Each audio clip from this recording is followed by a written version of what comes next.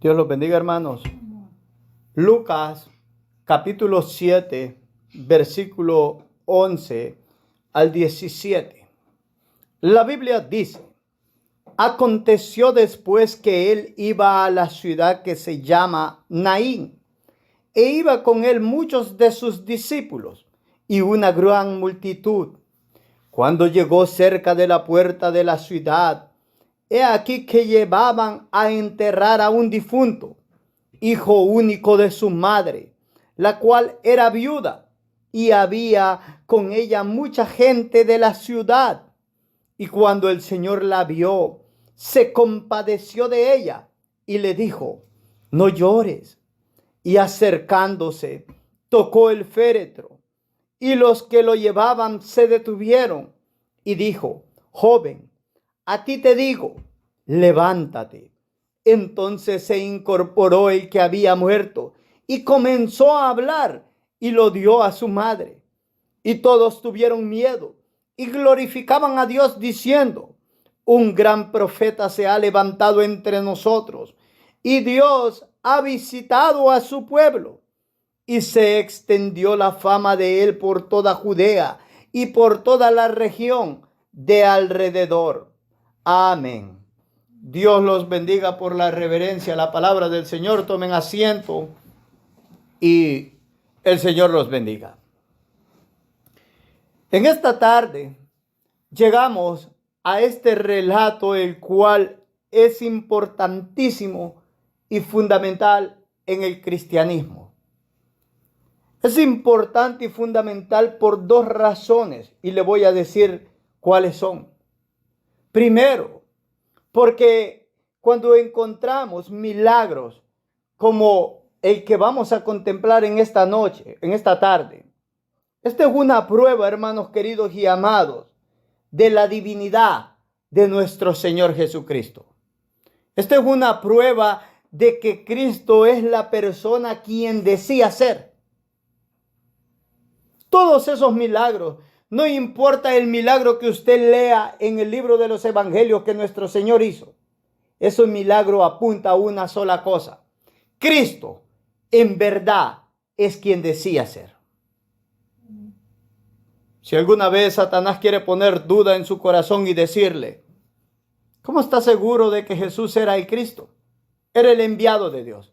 Usted puede ir a los milagros y decir: esos milagros confirmaron que Él era quien decía ser. En este preciso relato que estamos contemplando, Lucas 7, 11 al 17, vemos que Cristo está haciendo una obra que solamente Dios puede hacer. ¿Cuál es esa obra? Dar vida. Nadie más puede dar vida, hermanos míos. Esa es una obra que le pertenece al Dios Trino únicamente. Y la Biblia dice acerca de Cristo en primera de Timoteo capítulo 3 y versículo 16: e indiscutiblemente grande es el misterio de la piedad. Dios fue manifestado en carne. ¿Sabe de quién está hablando ahí? Está hablando de Cristo. Cristo fue manifestado en carne. Dios fue manifestado en carne en la persona de Jesucristo. Así es que, como usted puede ver, es necesario que entendamos primeramente, para empezar con la introducción de este mensaje, que todos los milagros que usted mira en las Escrituras apuntan a confirmar la deidad de Jesucristo, a confirmar la persona de Jesucristo. Cristo en verdad es quien decía ser. Lo segundo que quiero que usted entienda de este relato y de muchos otros relatos en los cuales nuestro Señor y Salvador obra milagros y prodigios y señales, es que todos esos milagros y señales son una prueba irrefutable de que Jesucristo es el Hijo de Dios. Ahora bien, eso lo dije anteriormente.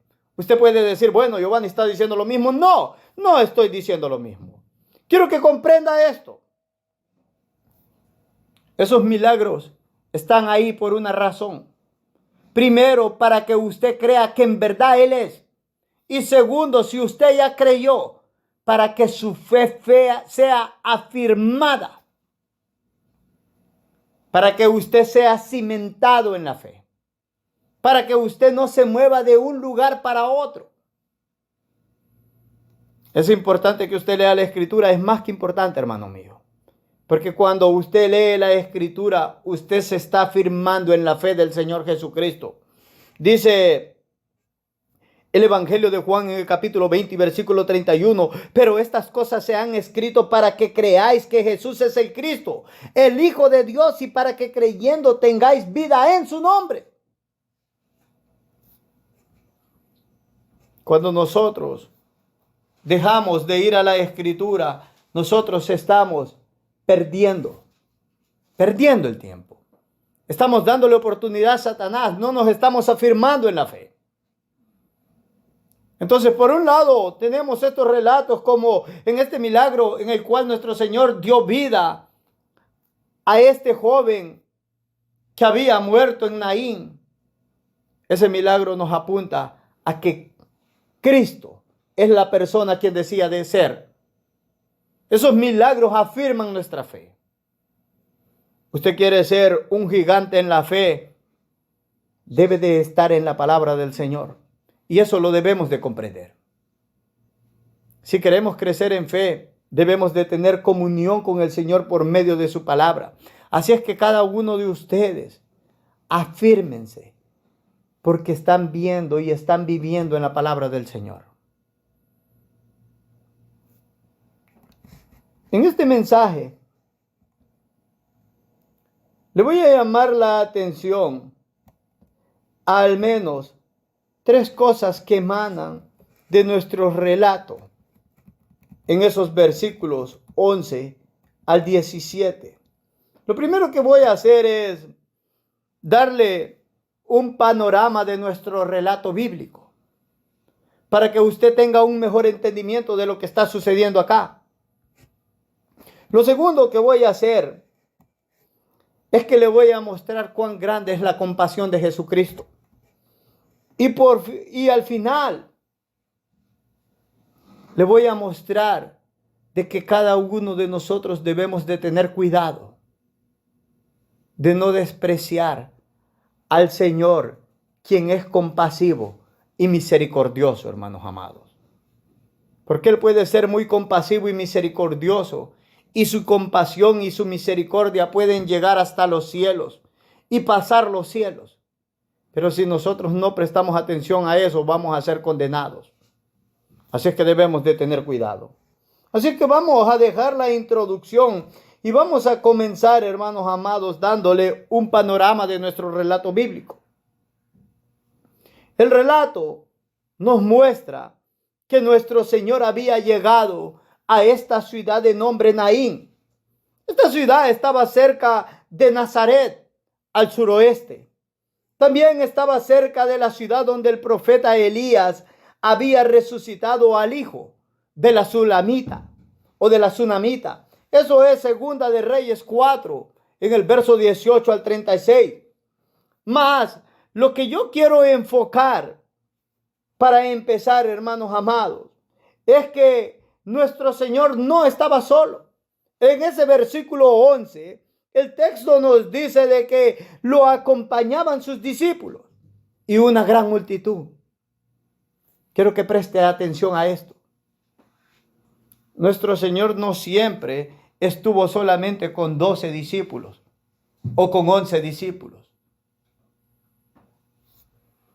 En el principio de su ministerio, y de hecho, Él está aquí en el primer año de su ministerio. Nuestro Señor estaba acompañado por multitudes enteras.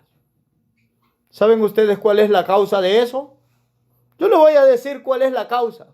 Nuestro Señor en ese primer año fue un predicador popular en toda Judea. A donde iba, las personas se amontonaban para escucharlo. A donde iba, las personas lo seguían. Querían estar con él. Ahora bien, ¿cuál fue la causa para esa popularidad de nuestro Señor Jesucristo? Yo le voy a decir cuál fue la causa. La causa, hermanos míos, fue que veían su gran amor, veían su compasión, pero también veían los milagros. Milagros como sanidades, milagros como alimentaciones. Nuestro Señor echaba fuera demonios. Nuestro Señor estaba resucitando personas. Ahora bien, quiero que comprenda lo siguiente. Y quiero que usted lo comprenda de una forma bien clara. El hecho de que nosotros nos sintamos bien acompañando a Cristo, esto no es una prueba de que en verdad amamos a Jesucristo. Esto no es una prueba de que en verdad nuestro anhelo de seguir tras Él o estar con Él o identificarnos con Él es puro, es genuino y es santo. ¿Cómo sabemos eso? Yo le voy a decir lo siguiente. Cuando nuestro Señor demandó por medio de su mensaje que el pueblo dejara el pecado, que lo abandonara, ¿qué sucedió? El pueblo no abandonó el pecado. El pueblo abandonó a Cristo y le crucificó. De hecho, nosotros leemos que los mismos discípulos decían, dura es esta palabra. ¿Quién la puede soportar? Nosotros podemos estar acá por motivos egoístas. Pero ¿cómo vamos a reaccionar cuando Cristo dice, el seguirme te va a costar? ¿Qué es lo que vamos a hacer? ¿Vamos a dar la vuelta? ¿Nos vamos a ir? ¿O simple y sencillamente nos vamos a tapar los oídos? ¿No vamos a escuchar? ¿O simple y sencillamente vamos a hacer como, él nunca dijo nada, yo no tengo que hacer nada, yo voy a seguir en mi vida y punto? Lo importante es que estoy acá. Si esa es nuestra actitud, si simple y sencillamente estamos acá, pero no nos conformamos a lo que Él está demandando, nuestro seguir a Cristo es un seguirle hipócrita. Es un seguirle pecaminoso. Es un seguirle en el cual nos estamos engañando nosotros. A Él no le engañamos. Si no se nos ha olvidado, al principio dijimos de que Él es Dios manifestado en carne. Y como Dios, Él es omnisciente. Entonces debemos de comprender que lo primero a lo cual quiero que usted, o lo primero a lo cual yo estoy llamando su atención y quiero que usted entienda, es que cada uno de nosotros, los que estamos en esta iglesia en esta hora, y los que me puedan escuchar por el internet, deben de entender de qué forma ustedes se están identificando con Cristo. ¿Su identificación en verdad los está llevando a dejar el pecado?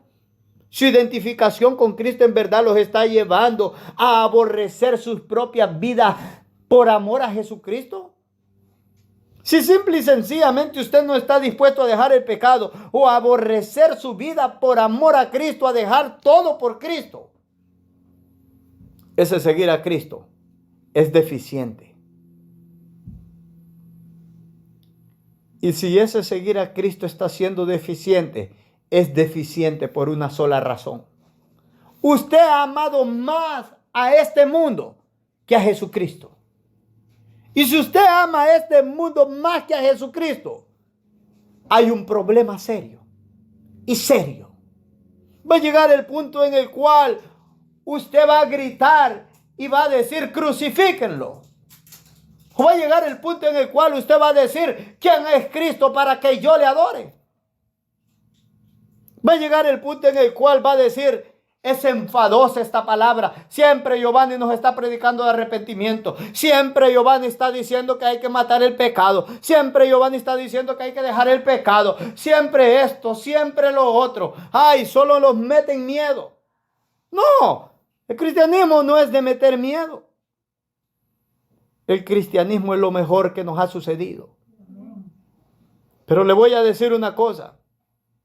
En la mera columna vertebral de la doctrina pura y santa del cristianismo se condena el pecado. Y si hay pecado en nosotros, el Señor demanda arrepentíos para que viváis. El Señor dice que debemos de confesar con nuestros labios, pero debemos de creer en nuestro corazón, también confesar con nuestro corazón. No solamente es la profesión externa, todo inicia del interior.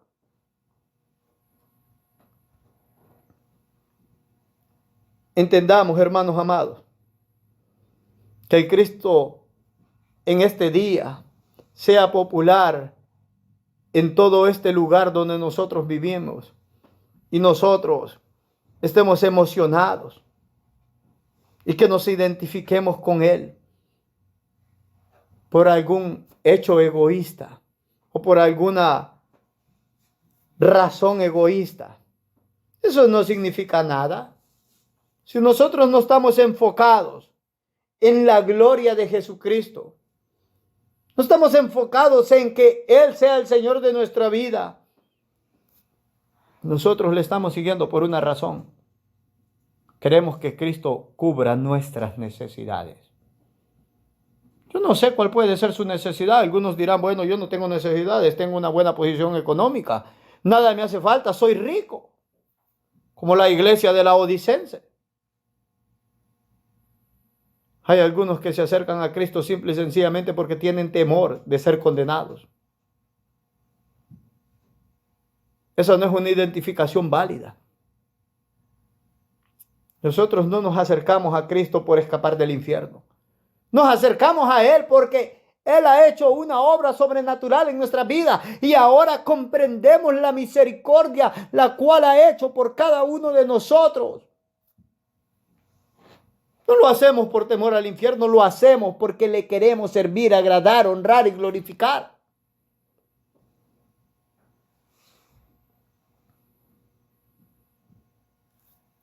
Así es que edifiquemos, hermanos amados, con esos elementos que van a perdurar.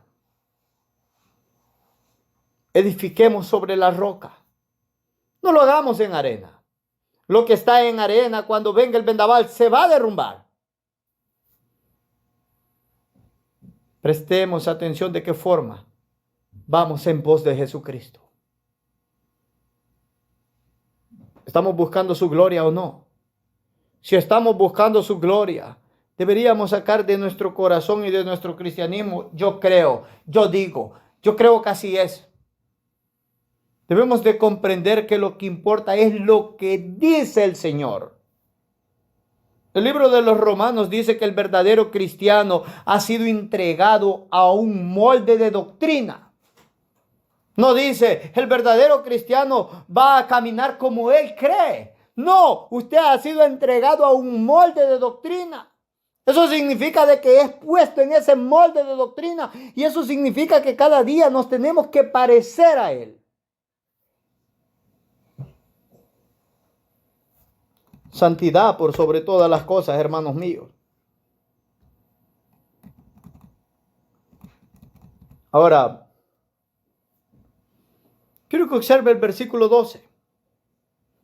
Dice el versículo 12 de nuestro texto base: cuando llegó cerca de la puerta de la ciudad, he aquí que llevaban a enterrar a un difunto, hijo único de su madre, la cual era viuda, y había con ella mucha gente de la ciudad. Quiero que pare ahí por un segundo. En ese versículo 12 nos muestra el panorama. Cristo está a punto de entrar en la ciudad. Y en ese preciso momento llevaban a enterrar a un difunto. Ahora bien, Lucas se asegura de que entendamos bien la situación precaria de este acontecimiento. Sí, hermanos amados, era una situación precaria la que se nos está relatando en esta porción bíblica. Es probable que si nosotros leemos la Biblia y la hemos leído en muchas ocasiones y hemos leído este relato, no hayamos observado qué tan precaria era la situación. Pero Lucas quiere que nosotros le entendamos. El hecho de que usted pueda ver en la Escritura la cláusula que dice a un difunto, hijo único de su madre, la cual era viuda. Eso tiene mucha fuerza en el texto. Lucas está queriendo decir algo. Este relato nos dice que la situación de la madre era dura en extremo en ese momento. Su futuro era incierto y el destino esperaba una sola cosa. El destino le marcaba pobreza y más pobreza. ¿Saben ustedes que en el antiguo Israel las viudas no tenían derecho a herencias? Y aunque la palabra de Dios nos dice que Dios tiene cuidado de ellas y mandó a su pueblo a que cuidaran de ellas, ¿cuál cree usted que fue la condición del pueblo? Por ejemplo, en el libro de Éxodo, en el capítulo 22 al 24, la Biblia dice, a ninguna viuda ni huérfano afligiréis. Porque si tú llegas a afligirles y ellos clamaren a mí, ciertamente yo oiré su clamor y mi furor se encenderá y os mataré a espada. Y vuestras mujeres serán viudas y huérfanos vuestros hijos. Oh, hermanos amados, esas son palabras terribles y duras que el Señor está dándole a su pueblo. El Señor le ha dicho a su pueblo que deberían de cuidar a las viudas y a los huérfanos. Pero ¿cuál era la condición hace 2000 años en los tiempos de nuestro Señor Jesucristo? Yo le voy a decir cuál era la condición. Al pueblo no le importó el mandamiento de Dios. De tal forma que hacían lo contrario que el Señor les había dicho que deberían de hacer. Ellos deberían de ser misericordiosos y no afligir y tener compasión y tener cuidado de las viudas y de los huérfanos. Yo me pregunto cómo es posible que el Señor les haya dado un mandamiento tan claro y aún así ellos hagan lo contrario. En el libro de Mateo, en el capítulo 23 y versículo 14, nuestro Señor le dice, ay de vosotros, escribas y fariseos hipócritas, porque devoráis las casas de las viudas y como pretexto hacéis largas oraciones. Por esto recibiréis mayor condenación. Los religiosos del tiempo de nuestro Señor no solamente quebrantaban el mandamiento que el Señor les había dado claramente en el Antiguo Testamento, sino que cuando veían una viuda, cuando veían un huérfano, ellos veían la oportunidad para enriquecerse y devoraban los bienes de las viudas y se vestían de piedad. ¿Saben ustedes que eso es terrible observarlo en nuestro tiempo en las iglesias cristianas? En muchas iglesias, y yo he contemplado en muchas iglesias hispanas, de las cuales tengo conocimiento que esto sucede. Si viene una pobre mujer ahí con un hijo que ha sido abandonado o que es huérfano, si ha sido abandonado por un hombre, le llaman el bastardo, la bastarda. Oh, hermanos amados, ese es un problema serio para tales religiosos. Porque el problema no es con esas personas indefensas, el problema es contra el Señor. En la iglesia los verdaderos cristianos deberían de cuidarse, de maltratar a las viudas y a los huérfanos. porque el Señor es compasivo y misericordioso.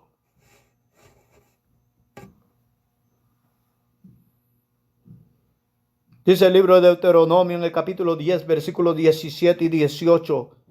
Porque Jehová vuestro Dios es Dios de dioses y Señor de señores, Dios grande, poderoso y temible, que no hace acepción de personas, ni toma cohecho, que hace justicia al huérfano y a la viuda, que ama también al extranjero, dándole pan y vestido. Oh, hermanos amados, nosotros que estamos en esta iglesia y todos los que puedan escuchar en el internet, si en sus iglesias hay personas necesitadas, son viudas, son huérfanos o son personas pobres, no se ensañen contra ellos. Dios no toma cohecho. Debemos de tratarlos bien a ellos de la forma en la cual nosotros trataríamos a los ricos en nuestra iglesia. El problema es que en muchas ocasiones en las iglesias hay un doble estándar de moralidad, un doble estándar de piedad cristiana. A los ricos se les trata de una forma y a los pobres, de los cuales no se puede sacar ningún provecho, se les trata de otra forma. Déjenme decirles una cosa. Eso no es cristianismo. Eso no lo produce el Espíritu Santo. Eso es maldad. Eso es hipocresía. Esa es una falsa piedad. Y eso es condenable en la Escritura, hermanos míos. Así es que debemos de tener cuidado. En este verso, ese versículo 12,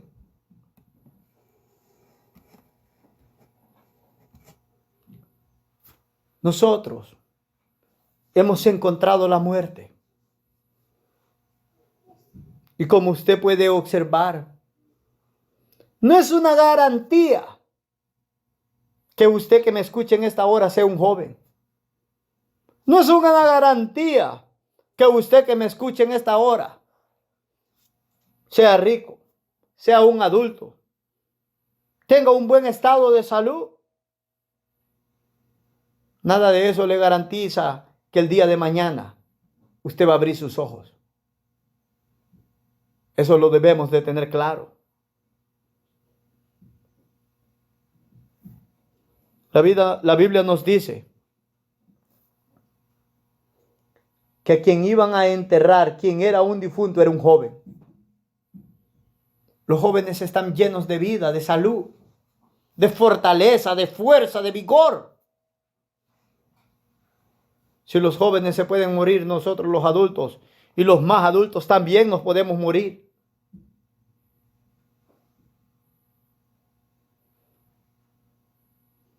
Cada uno de nosotros deberíamos de entender que no importa cuál sea nuestra edad, vivir un día sin Jesucristo es exponernos al peor peligro en esta vida. No importa cuál sea su edad, no importa cuál sea su condición física, no importa cuál sea su condición de salud, no importa cuál sea su estado en la economía. Un día sin Jesucristo es el peligro más grande al cual usted se puede exponer. Un solo día sin Jesucristo lo puede llevar a la peor desgracia, a vida y sin a vida y por haber. Ninguno de nosotros debería por un momento permitirse el vivir sin Jesucristo. Porque es que nada nos garantiza que al salir de esta iglesia no perezcamos, no perdamos la vida. Nada nos garantiza de que al salir de esta iglesia nosotros vamos a hacer un mandado por ahí, o llega alguien a nuestro hogar o en nuestro trabajo, alguien nos infecta de este virus y nos morimos en un par de días. No, a nosotros no nos van a ir a traer en helicóptero como se llevaron al presidente. No nos van a dar un montón de drogas experimentales. No, olvídense de eso. Eso no va a pasar con nosotros. Nosotros somos los pobres. Eso no va a suceder.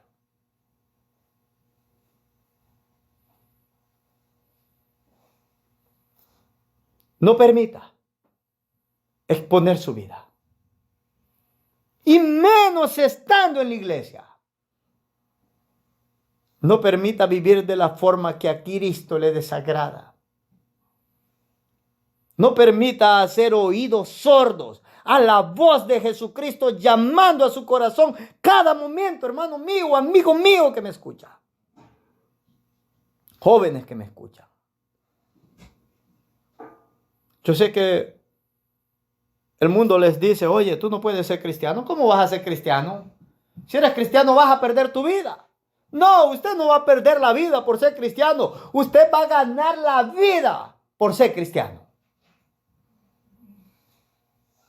Lo mejor que le puede suceder es confiarle su estado espiritual y físico a Jesucristo.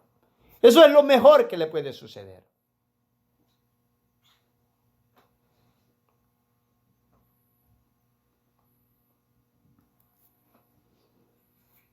En nadie más hay esperanza. Nadie más nos puede ayudar.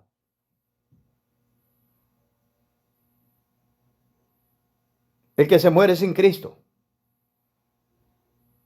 muere sin Dios y muere sin esperanza. El que se va sin Cristo de esta vida no tiene perdón de pecados, hermanos míos. No crean a la doctrina católico-romana del purgatorio. ¿Saben ustedes una cosa? Esa es una doctrina atractiva. A mí me gustaría decirles que el purgatorio es una doctrina buena y bíblica. Que usted puede vivir como quiera. Que si se muere sin Cristo, lo envían al purgatorio. Está un tiempo por ahí. Se le castiga un poquito. Se acaba el problema y después va al cielo. ¿Saben ustedes que esa es una hermosa doctrina? Incluimos a todos los pecadores y el infierno va a estar vacío. ¿Qué cristiano no quisiera que el infierno estuviera vacío? Es que si somos cristianos y decimos que no queremos que las personas vayan al cielo, no somos cristianos. El problema con la doctrina del purgatorio es que no tiene una sola base bíblica. La Biblia dice que aquel que se muere sin Cristo se murió sin Dios y se murió sin esperanza. Si partimos de esta vida sin Cristo, nada más se puede hacer por nosotros, hermanos míos. Nada más se puede hacer por nosotros, amigos míos. No importa lo seductora y lo bonito que sea esa doctrina para los pecadores. Esa es una doctrina diabólica y satánica. No es bíblica. Es triste llorar una muerte física. Aquí estaba esta madre llorando la muerte de su único hijo. Pero es más triste, hermanos míos, la muerte espiritual.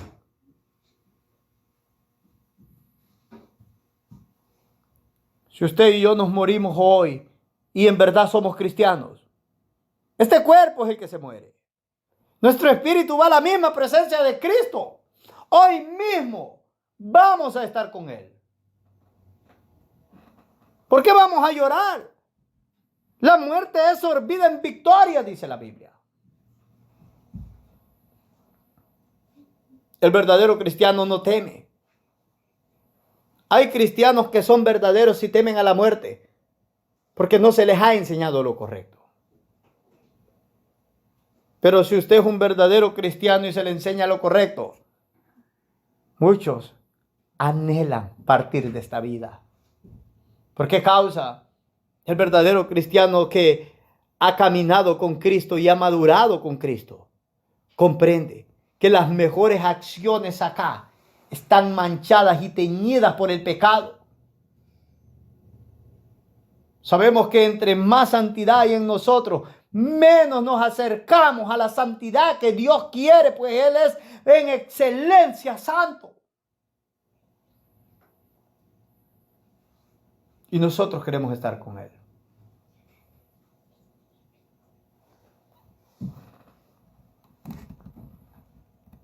No permitan vivir sin Cristo un día. No permitan irse a sus hogares sin Cristo en esta tarde. Si no tienen a Cristo, no se vayan sin Él. Si usted me escucha en el internet y no tiene a Cristo, no viva de esa forma. No viva de esa forma. Se está exponiendo a la peor desgracia que le puede suceder. En estos momentos, o en esos momentos de dolor, cuando la muerte se aparece a nuestro alrededor o en nuestras familias, es bueno recordar quién es el culpable de tal desgracia, de tal dolor, de tal sufrimiento. Nosotros los cristianos debemos de recordar eso. Si usted se enferma, recuerde quién es el culpable de esa enfermedad. Si su hijo se enferma, recuerde quién es el culpable de esa enfermedad. Si su padre se enferma, recuerde quién es el culpable. Si su madre se enferma, recuerde quién es el culpable.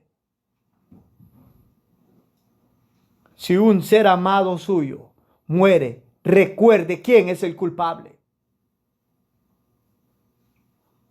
Si a usted su vida corre peligro, recuerde quién es el culpable.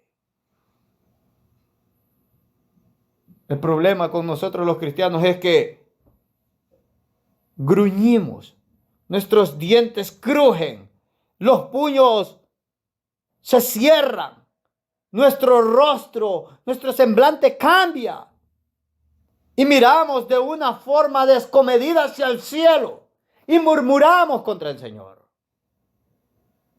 Y se supone que somos verdaderos cristianos. Hay mucha ignorancia. ¿Cuál es la causa para esa ignorancia? La Biblia, la palabra de Dios no está morando de una forma correcta en nuestro corazón. Somos muy bíblicos de labios, pero no somos muy bíblicos en el interior. Dice Romanos capítulo 5, versículo 12, por tanto, como el pecado entró en el mundo por un hombre y por el pecado la muerte, así la muerte pasó a todos los hombres por cuanto todos pecaron. Es por el pecado que existe la muerte, hermanos amados. En la teología la muerte se le llama antinatural. ¿Saben ustedes por qué se le llama antinatural en la teología? Se le llama antinatural porque nosotros en nuestro estado, cuando fuimos creados originalmente por Dios, no fuimos creados para morir. Cuando nosotros nos enfermamos, nuestro cuerpo tiende a retroceder ante la muerte. Eso es natural, eso es normal, porque el cuerpo no fue creado para morir. Pero por cuanto entró el pecado trajo la muerte con él. En ese mismo libro de los Romanos, en el capítulo 6, versículo 23, dice, porque la paga del pecado es muerte. Debemos de comprender eso. He visto a mis hijas sufrir de enfermedades y le digo al Señor en oración, ver a mis hijas sufrir, ver a mis seres amados sufrir. Ayúdeme a odiar el pecado, porque es por causa de este pecado que mis seres amados están sufriendo. No me volteo al Señor y le digo, oye tú, ¿por qué estás permitiendo esto? No es Él, es el pecado. Y si por un momento nosotros creemos que es Él, Satanás nos ha engañado mucho. Dijo Ryle, ese gran obispo inglés, ¿cuánto debemos odiar el pecado en vez de amarlo? Aferrarnos a él coquetear con él, excusarlo y jugar con él. Deberíamos odiarlo con un odio mortal. Escuchen lo que dice ese obispo de Liverpool, que debemos odiar el pecado con un odio mortal. Sigue diciendo él, el pecado es el gran asesino, el gran ladrón, la gran peste, la plaga de este mundo. No hagamos las paces con él. Declarémosle la guerra sin cuartel. Dios lo aborrece. Concluye él con las siguientes palabras. Bienaventurado aquel que es de una sola mente con Dios y que puede decir que aborrece lo malo. ¿Usted puede decir que aborrece lo malo?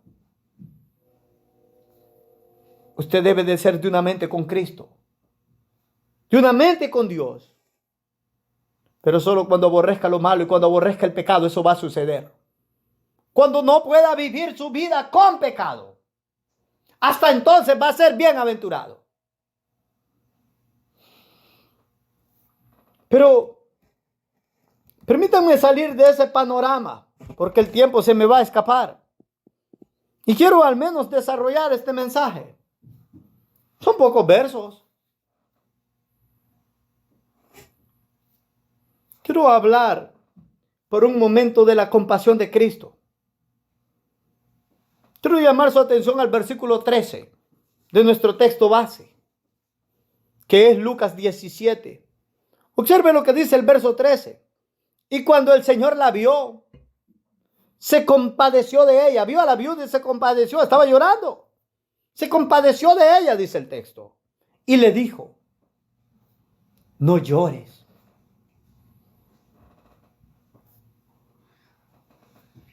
En ese verso, Lucas nos muestra el corazón de nuestro santo, bendito y glorioso Señor. ¿Cómo estaba el corazón de Cristo? Lleno de compasión, lleno de misericordia, lleno de amor. El texto nos dice que cuando la vio, se compadeció de ella.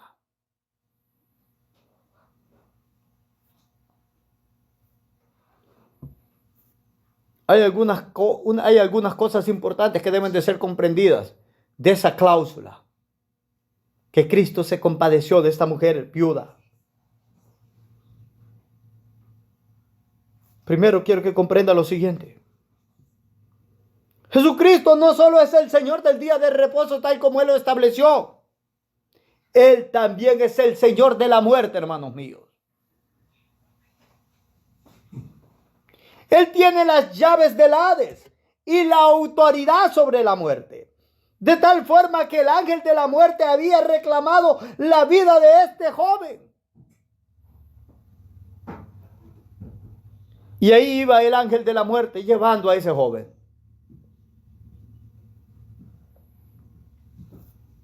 Mas Cristo dijo, detente.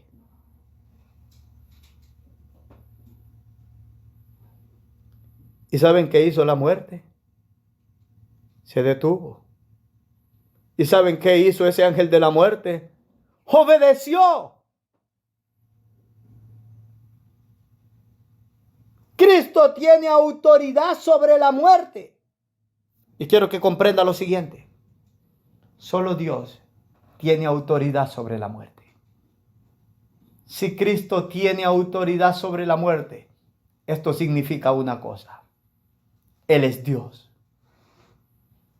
No a la forma tonta que dicen los testigos de Jehová, un Dios con D minúscula. No, Cristo no es Dios con D minúscula. Cristo es Dios con D mayúscula. Él es verdadero Dios de verdadero Dios. Y Él es verdadero hombre de verdadero hombre.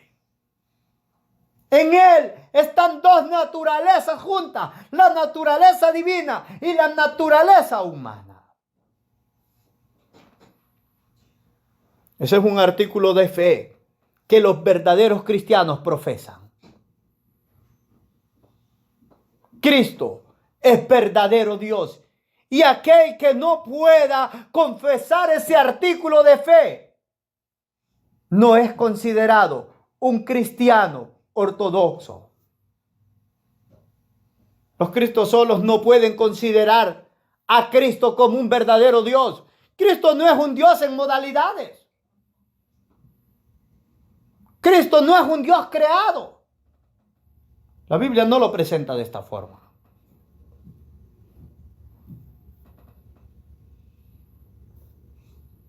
Solo Dios tiene autoridad sobre la muerte. Y Cristo en este relato nos muestra que Él tiene autoridad sobre la muerte. ¿Qué hizo la muerte? Obedeció. Punto.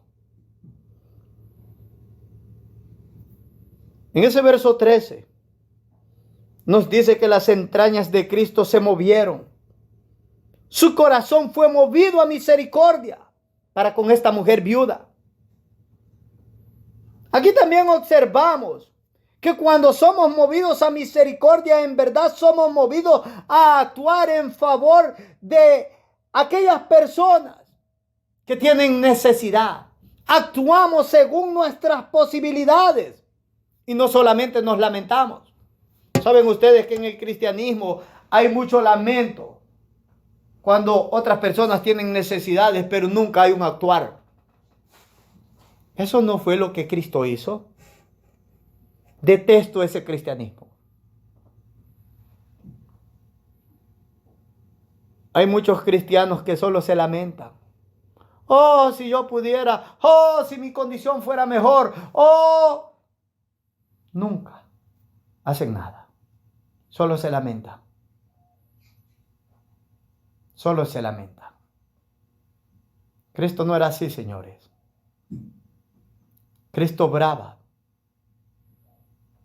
Cuando el corazón es movido a misericordia, actúa. No solamente se lamenta. Hay muchísimos ejemplos cuando Cristo es movido a misericordia. Él no se preocupaba de las personas que lo escuchaban solamente de lo espiritual. En el cristianismo corren dos problemas. A veces los cristianos se preocupan de lo espiritual y no se preocupan de lo material. A veces se preocupan de lo material y no se preocupan de lo espiritual. Ese es un cristianismo deforme y no bíblico. El cristianismo bíblico nos dice que Cristo y sus seguidores se preocupan de lo espiritual y también de lo físico, lo material. Y la regla no es para que otro sea rico y nosotros no. Es para que todos nos sustentemos unos a otros. Para que el nombre del Señor sea glorificado.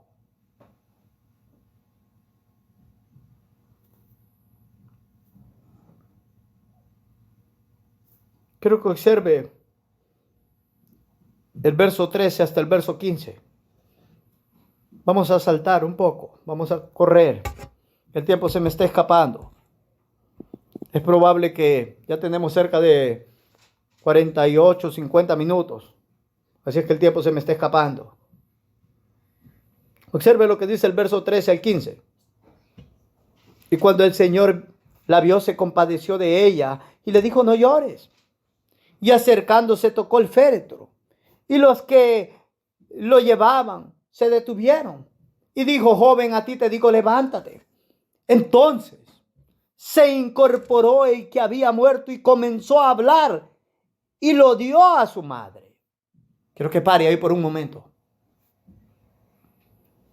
En esos versículos observamos que la compasión de Cristo le llevó a obrar en favor de esta viuda, resucitando a su hijo muerto. Cuando hay compasión en nuestros corazones, obramos en el bien de aquellas personas por las cuales sentimos compasión. No nos quedamos con los brazos cruzados. Es así. Ahora quiero que entiendan lo siguiente. En esos versículos que hemos leído del 13 al 15, observamos una cosa. Nadie le pidió ayuda a Jesucristo. Nadie le dijo, Cristo, ayuda. La viuda no lo hizo. El joven estaba incapacitado para hacerlo. Los que traían el féretro no corrieron a Cristo. Los discípulos no lo hicieron. Nadie le pidió ayuda.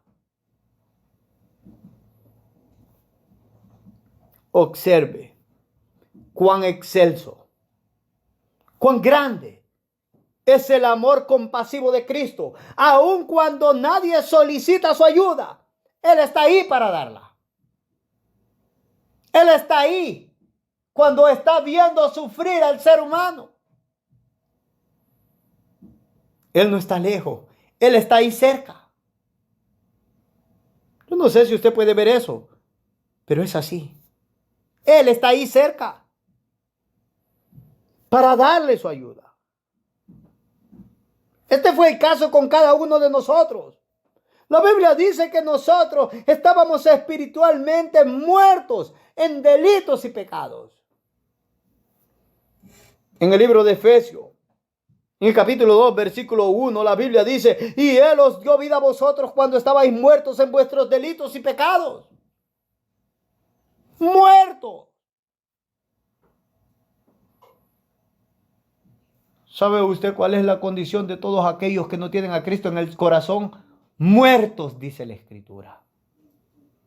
¿Sabe usted cuál es la condición de nosotros antes de que recibiéramos a Cristo en nuestro corazón? Estábamos muertos. Muertos. Eso es lo que dice la Escritura. No podíamos pedir ayuda. No podíamos pedir misericordia. No le podíamos decir a Cristo, ayúdanos. Estábamos muertos. Yo no sé si usted puede imaginarse esa imagen en su mente en esta hora. ¿Qué significa que usted estaba muerto? Voy a tratar de ayudarle con eso. Me gustaría que fuera al cementerio y que empezara a hablarle a cualquier tumba y que le dijera por nombre a alguien que está enterrado ahí en una tumba, que le hablara, a ver qué haría. Usted me va a decir, Giovanni, yo no soy tonto ni loco. ¿Cómo voy a hacer eso? Está muerto, no se puede mover, no hay vida. Esa era su condición antes de recibir a Cristo. En el cristianismo hispano a nosotros se nos ha dicho que somos cristianos porque en nosotros hemos recibido a Cristo. Pero saben ustedes de que la Biblia enseña que Cristo obró en nuestros corazones para que nosotros tuviésemos esa capacidad. Si Cristo no hubiera obrado en nuestros corazones, nosotros no pudiésemos haber visto las excelencias de Jesucristo. No hubiésemos podido arrepentirnos. La Biblia nos dice en el versículo 4 de ese capítulo 2 de Efesios al 9. Pero Dios, que es rico en misericordia, por su gran amor con que nos amó, aun estando nosotros muertos en pecados, nos dio vida juntamente con Cristo. Escuche lo que dice. Por gracia sois salvos, dice. Y juntamente con Él nos resucitó a sí mismo. Y nos hizo sentar en lugares celestiales con Cristo Jesús, para mostrar en los siglos venideros las abundantes riquezas de su gracia, en su bondad para con nosotros en Cristo Jesús. Porque por gracia sois salvos, por medio de la fe. Y esto no es de vosotros, pues es don de Dios, no por obras, para que nadie se gloríe, dice la palabra del Señor. No por obra, para que nadie se gloríe. Nosotros solemos decir, yo soy salvo porque tuve fe en Cristo, Pero este texto nos acaba de decir que la fe es un don de Dios. Si usted no sabe qué significa esa palabra don, eso es un regalo de Dios. Dios le dio como regalo fe a usted. Que fe haya en usted. No lo hizo porque usted había hecho algo bueno. O porque Dios vio que había algo en usted que le serviría. No. Este texto es más que claro. Este texto nos muestra que nosotros somos salvos por pura gracia, por pura misericordia.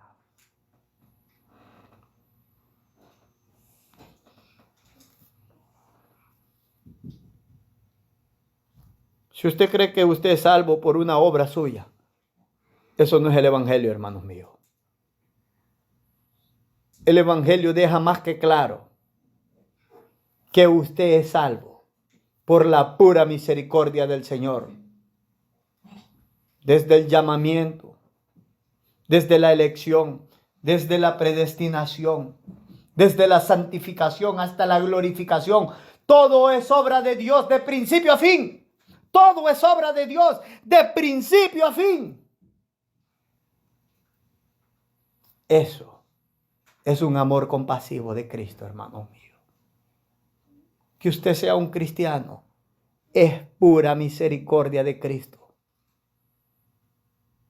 ¿Cuánto debemos de agradecerle a Cristo, hermanos míos? Yo no sé si usted le da gracias al Señor Jesucristo porque es un cristiano. Debería de darle gracias. No es cristiano porque usted ha hecho algo bueno. No lo hago por vosotros, oh Israel, dijo el Señor. Por tanto, avergonzaos. No lo hago por vosotros, lo hago por causa de mi gran nombre, oh Israel, dijo el Señor. Él lo hace porque aquel día Él va a mostrar cuán excelsa es su misericordia, con esos vasos de misericordia.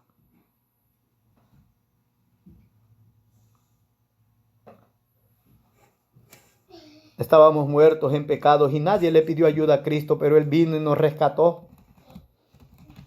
A Él y solamente a Él sea la alabanza, la honra y la gloria.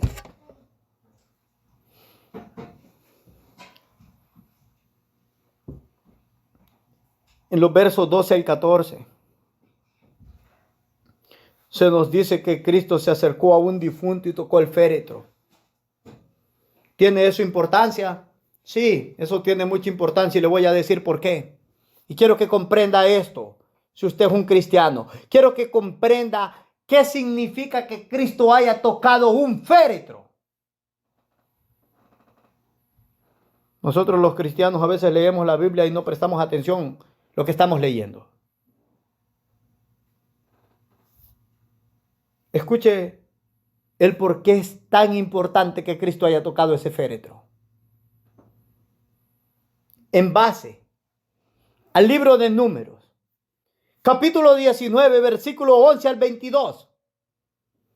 Tocar un féretro hacía inmundo a una persona. Ningún escriba, ningún fariseo, ningún rabino, ningún sacerdote, ningún religioso de la alta hélice del tiempo de nuestro Señor Jesucristo hubiera hecho lo que Cristo hizo. Porque el tocar ese féretro lo hacía inmundo. Lo hacía impuro para el ritual. De hecho, hermanos amados, tocar un féretro era la forma más severa de impureza ritual en el judaísmo. Y ahí está en la escritura. Si usted lee ese capítulo 19 del libro de Números, básicamente todo ese capítulo 19 trata de ese asunto. Lo debería de leer.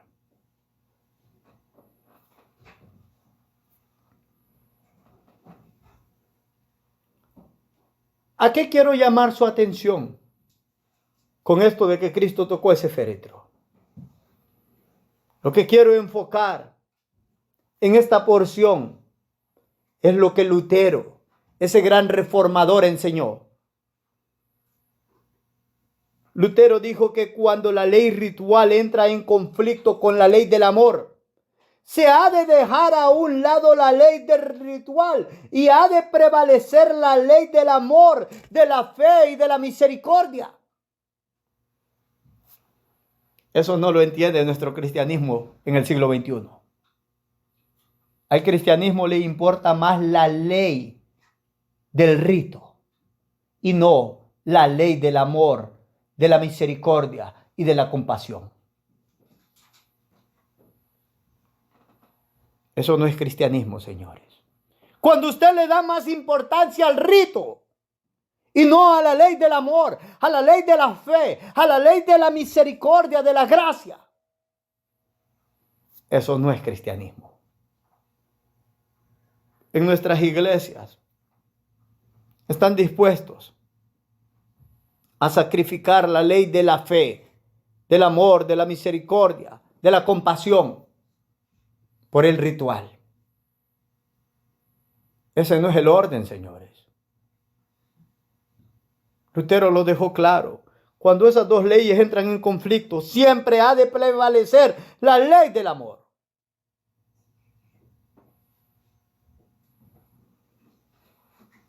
Hendrickson dijo, ese gran comentarista bíblico: sin embargo, todas las cosas son puras para los puros. Aquel que podía comer y beber con publicanos y pecadores sin llegar a contaminarse tampoco experimentaría contaminación al tocar este féretro. Por el contrario, en lugar de hacerse inmundo, estaba ahora en el proceso de vencer la muerte y la inmundicia. Me temo que en nuestro siglo XXI muchos hubieran visto impurezas en Cristo por hacer esta obra.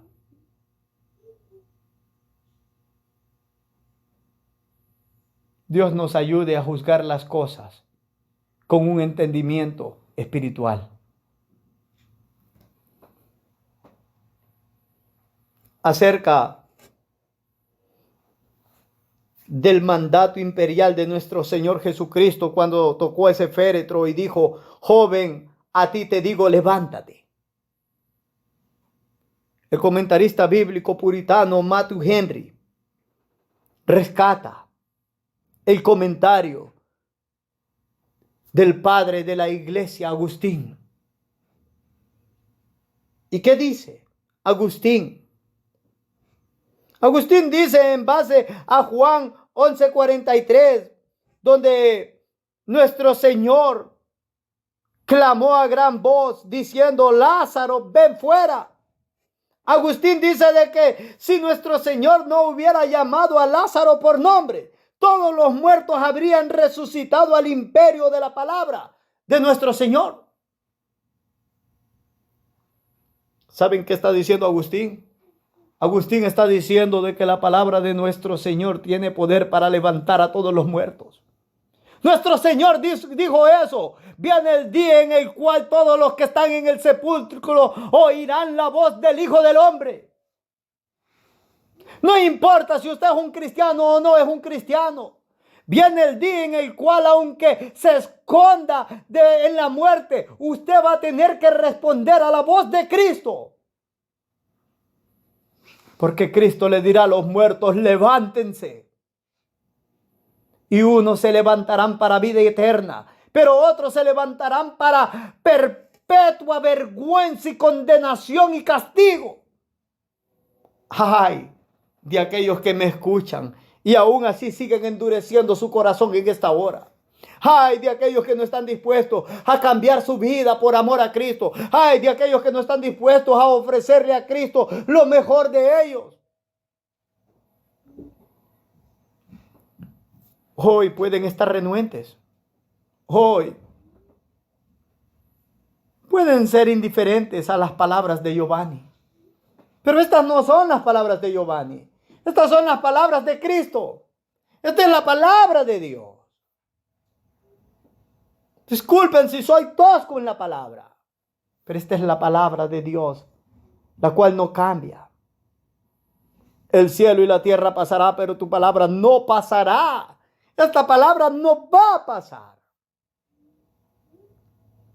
Usted puede ser indiferente a esta palabra hoy, pero viene el día en el cual el Hijo del Hombre hablará y nadie será indiferente a esa palabra. Es mejor que no sea indiferente hoy, porque hoy puede arreglar las cosas con Él, pero aquel día no habrá oportunidad.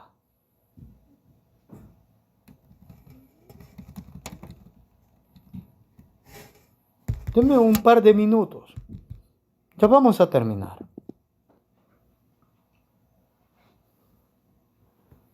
Observe lo que dice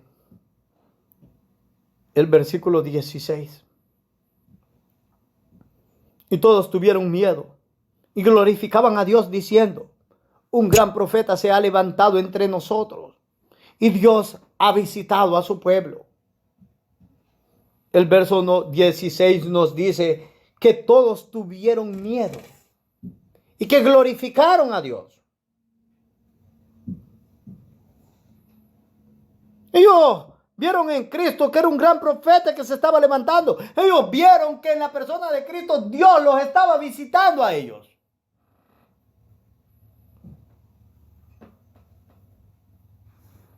De ese versículo 16 hay al menos 4 cosas a las cuales quiero llamar su atención, o hay al menos 4 cosas que quiero enfatizar.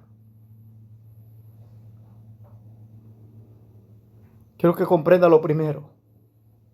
La verdadera adoración a Dios es dada solamente por los verdaderos hijos de Dios. Si usted no es un verdadero hijo de Dios, su adoración no es verdadera ni genuina. Dios no la quiere. No le interesa. Él no está dispuesto a cambiar su santidad por su adoración. Él no está dispuesto a negociar esto. Aquellos que han puesto la fe en Cristo, aquellos que temen a su nombre, aquellos que viven para Él, aquellos que viven en santidad, que le aman con todo el corazón, ellos se pueden acercar al trono de la gracia con alegría y con gozo, confiando en Cristo, no en sus propias obras.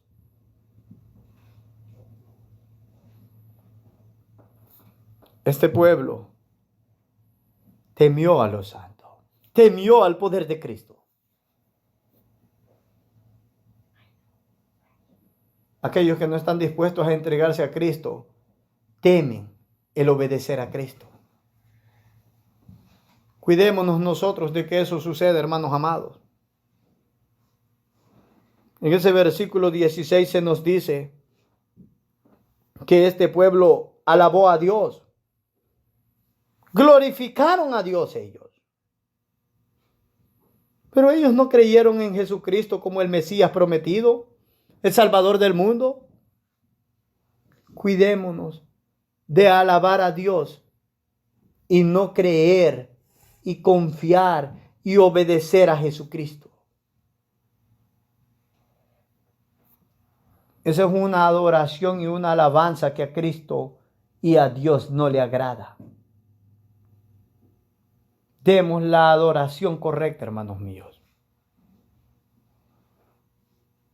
Estas personas observaron que Dios estaba visitándolos en la persona de Cristo. La Biblia nos muestra claramente que Dios visita a la humanidad en misericordia o en juicio.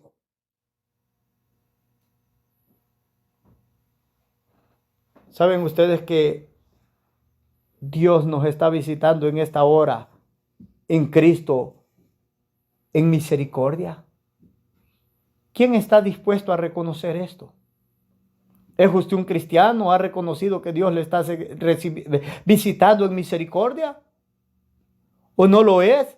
Bueno, reconozca que en esta hora el hecho de que el evangelio se le esté predicando a usted es que Dios le está visitando en su Hijo amado para salvarle, para que se arrepienta, para que reciba perdón de pecado y reciba herencia con los santificados. Pero si nosotros No estamos dispuestos a reconocer a Cristo como quien Él es y vivir para Él como Él demanda. Hemos despreciado esta visitación del Señor. Israel lo pagó caro. Cristo lloró porque ellos no conocieron el día de su visitación. Hay un día en el cual Dios los va a visitar, señores. Y si desaprovechamos esa oportunidad o esas oportunidades, Dios puede decir basta. ¿Por qué los voy a visitar con misericordia cuando ellos no quieren recibir la misericordia? Si usted no recibe la misericordia, Dios lo va a visitar con juicio. Y no debería de pensar como muchas personas lo hacen neciamente y me han dicho a mí cuando les llamo al arrepentimiento. Aquel día vamos a ver cómo nos toca. Esa es soberbia. Una calentura nos tira a la cama. Una pequeña gripe no nos deja ni que nos movamos.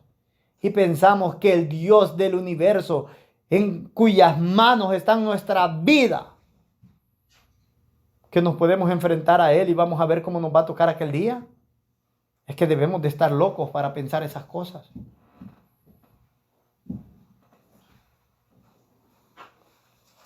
Él nos quiere dar misericordia hoy, no la desaprovechemos.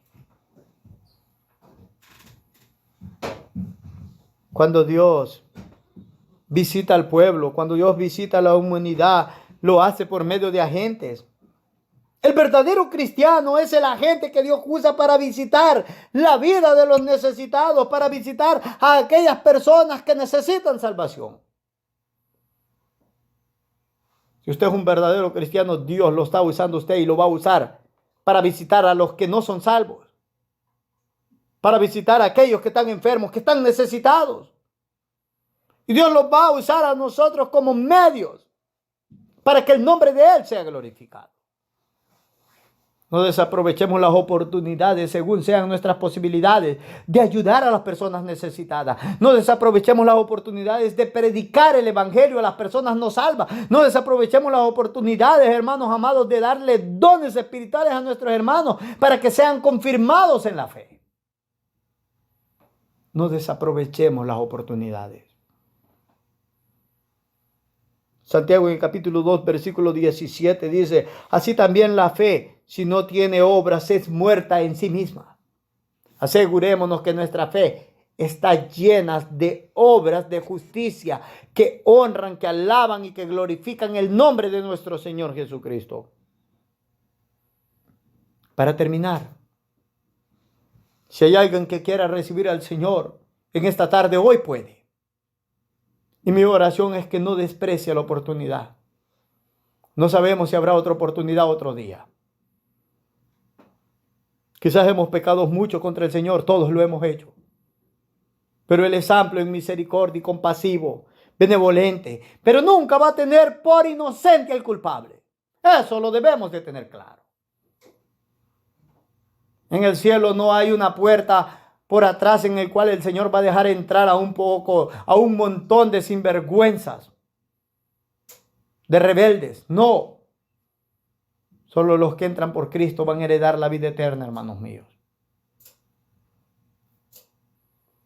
Si usted quiere entregarle la vida al Señor, hoy puede. Si hay una palabra de enseñanza en esta hora, la alabanza, la honra y la gloria sean dadas a Dios en su iglesia, en Cristo Jesús, Señor nuestro. Amén y amén.